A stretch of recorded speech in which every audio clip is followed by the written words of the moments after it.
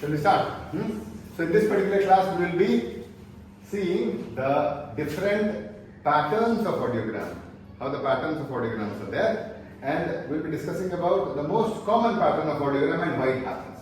So we all know that there are a few different patterns of audiogram, which may be sloping, which may be flat, which may be rising, which may be notch, which may be trough, which may be steep, sloping. Out of these, the most common type of audiogram is the sloping type of audiogram, which means that the audiogram will be something like this. Okay? It will go down.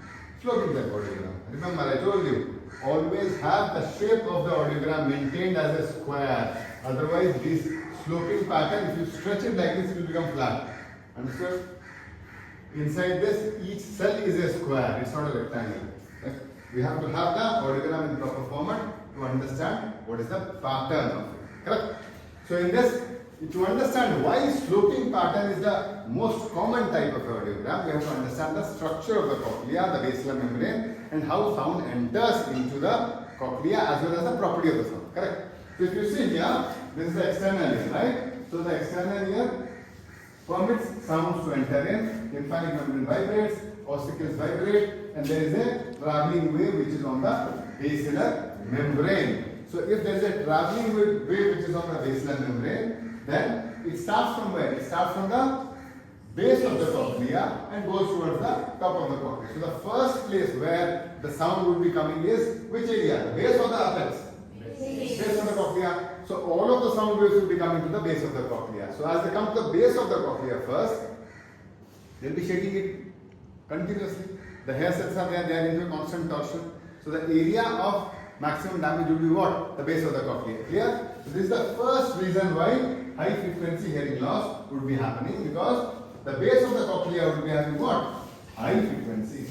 The apex of the cochlea would be having what? Low frequencies. This is known as the tonotopicity. Now because of this tonotopicity, high frequencies are always towards the base of the cochlea.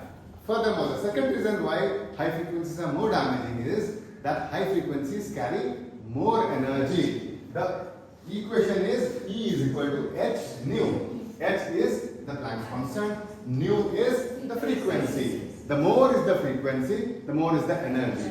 So high frequencies will be having more energy, hence will be damaging more to the base of the cochlea. The third reason is the structure of the basilar membrane. The structure of the basilar membrane, if you see, is narrow and tends out towards the base, and it is broader and lax at the apex. So if it is broader and lax at the apex, then actually the base will be big, but it will be flat. It will not be damaging the apex. But at the base, it will be very fast and stressful. So because of the structure of the basilar membrane, high frequency get more prone to damage. And you have another example in which I said that the plants which are there in this particular region of the classrooms tend to die earlier as compared to the main staircase. The reason is that in the classrooms only students water it, but in the main staircase it is both students as well as the housekeeping staff who waters it. So two people are there. Because of this collateral, even if students forget about it, housekeeping would be watering it. So collateral blood supply is there for the apex of the cochlea, means let us say 1 and 2 sources of blood supply. While in the base of the cochlea there will be just one blood supply source.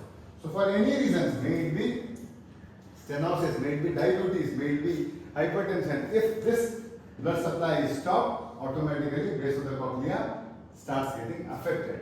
But here apex, if one stops, the other is there. So this collateral blood supply saves it. Furthermore, the low frequency sounds evolutionarily came earlier and are essential for life saving. Even our speech is 90% below 1 kilohertz. 90% below 1 kilohertz. So low frequency sounds have to be there. High frequency gives clarity, but low frequency would be carrying the voice, right? So low frequency sounds, because they have come evolutionarily earlier, they get damaged later. So because of all of these reasons, you can see the most common type of hearing loss is reflected by a sloping nature of the audiogram. So this is the reason why we have the most common type of shape as a high frequency sloping loss. Understood?